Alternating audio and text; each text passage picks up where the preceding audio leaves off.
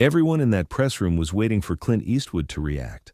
The reporter's question was insulting, deliberate, mean. People expected anger or maybe a polite deflection.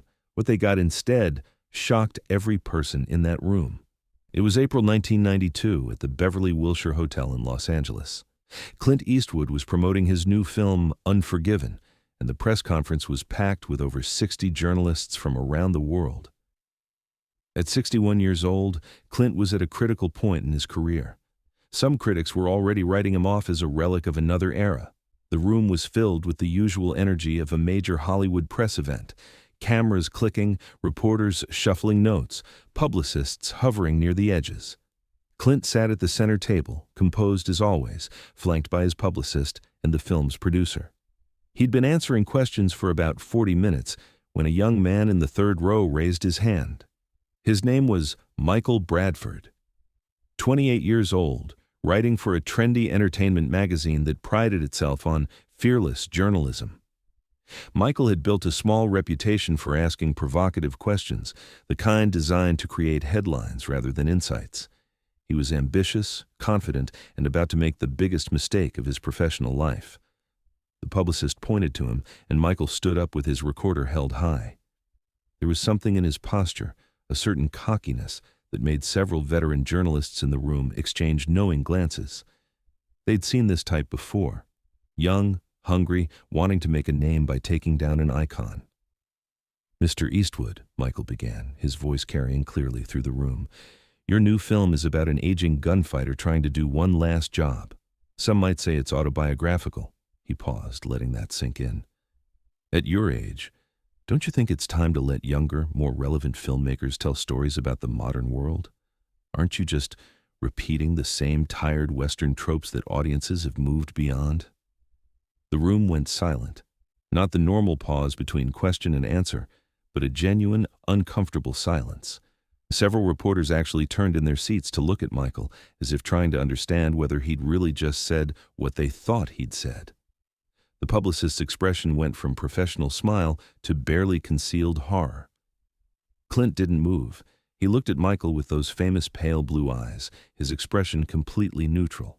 No anger, no surprise, just a long, steady look that seemed to go on forever. 5 seconds, 10 seconds, 15. The silence became almost unbearable. Michael started to shift his weight, his confidence beginning to crack. He hadn't expected this response. He'd expected a defensive reaction he could write about, or maybe an angry outburst that would become a headline. Instead, he was getting nothing but that unwavering stare. Finally, Clint leaned forward slightly, his hands clasped on the table in front of him. When he spoke, his voice was quiet but clear, each word carefully chosen. "Son," Clint said, "if you have to explain why your question is clever, it probably isn't." That was it. One sentence, 18 words. The room erupted, not with applause or laughter, but with a kind of collective exhalation. Several veteran journalists actually smiled, recognizing a masterclass in putting someone in their place without raising your voice. The publicist's expression shifted to something between relief and amusement, and Michael Bradford's face went from confident to pale in about 2 seconds. But Clint wasn't finished. He leaned back in his chair, completely relaxed, and continued in that same calm tone. "I've been making films since before you were born. I've worked with actors and directors you probably studied in whatever film school you went to. And I've learned something important over those decades." He paused, not for dramatic effect, but as if genuinely considering his next words. The people who talk about relevance are usually the ones most worried about their own. The silence that followed was different now. It wasn't uncomfortable. It was respectful. Clint had just delivered a lesson in dignity, in how to respond to disrespect without descending to it yourself. Michael sat down quickly, his face flushed. He fumbled with his recorder, trying to become invisible. Around him, other journalists were carefully not looking at him the way people avoid looking at someone who's just publicly embarrassed themselves. The publicist, sensing the moment, quickly pointed to another reporter, trying to move the press conference forward. But something had shifted in the room. The questions that followed were more thoughtful, more respectful. Clint had reminded everyone present that there's a difference between tough questions and rude ones, between journalism and performance. What happened next took place over days and weeks, but it started the moment that press conference ended. Michael Bradford walked out of that room thinking maybe he'd gotten away with it. Sure, he'd been put in his place, but he had his quote, right? He could still write his provocative piece about Clint Eastwood, paint himself as the bold journalist willing to ask the hard questions. He sat in his hotel room that evening, laptop open, trying to write the article. But something wasn't working. Every angle he tried felt hollow. Every attempt to spin the exchange in his favor just made him look worse. The problem was simple. Clint's response had been perfect, measured, wise, and Michael's question had been exactly what it looked like, mean-spirited and shallow. He filed his article anyway. It ran 3 days later with the headline, "Aging Eastwood Defends Western Formula." Michael tried to frame it as a story about Hollywood's resistance to change, about old directors holding on to past glory. But he made a critical mistake. He included the full exchange, including Clint's response. The reaction was swift and brutal. Within hours, social media was on fire. Entertainment websites picked up the story, but not the way Michael had hoped. The headlines read, "Reporter Gets Schooled by Clint Eastwood, and Young Journalist's Rude Question Backfires Spectacularly." Other journalists, including several who'd been in that room, wrote their own pieces. They talked about professionalism, about the difference between holding powerful people accountable and simply being disrespectful for attention. Michael's name became attached to what not to do as a journalist. His editor called him 2 days after the article ran. The conversation was short and devastating. The magazine was receiving complaints from publicists, from other journalists, from readers. Several major studios had called to say they'd be reconsidering their relationship with the publication if Michael continued to represent them at events. "You made us look amateur," his editor said. "You made yourself the story instead of reporting it. And worse, you gave Clint Eastwood the moral high ground. That's not journalism, that's ego." Michael was taken off the entertainment beat. Then, 3 weeks later, he was let go entirely. The official reason was restructuring, but everyone knew the truth. He'd become a liability. He tried to freelance, but found that doors which had previously been open were now closed. Publicists remembered his name. Other journalists remembered the incident. In an industry built on relationships and trust, he had damaged his reputation beyond repair, with one question and 18 words of response. The final blow came 6 months later.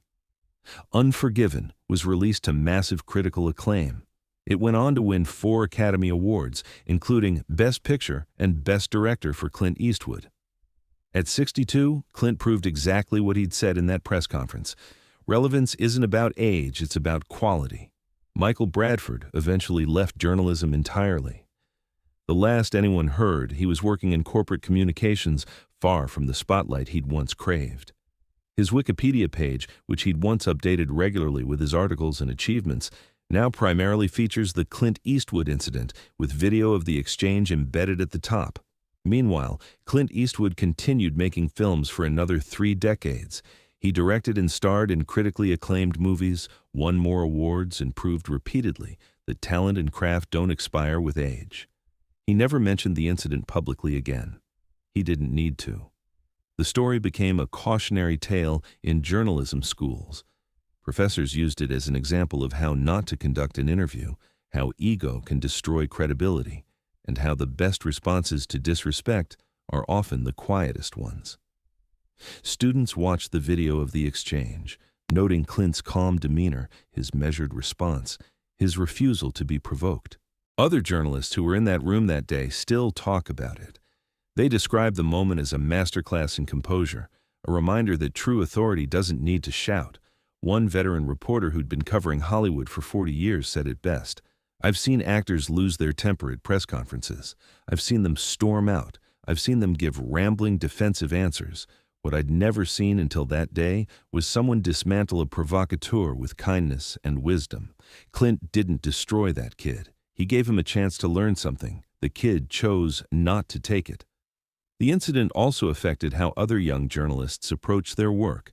Some took it as a lesson in professionalism. Others saw it as a warning about confusing controversy with courage. The best of them understood that holding powerful people accountable doesn't require disrespect, and that the most effective questions come from genuine curiosity, not from a desire to create conflict. For Clint Eastwood, it was probably just another press conference in a career filled with thousands of them.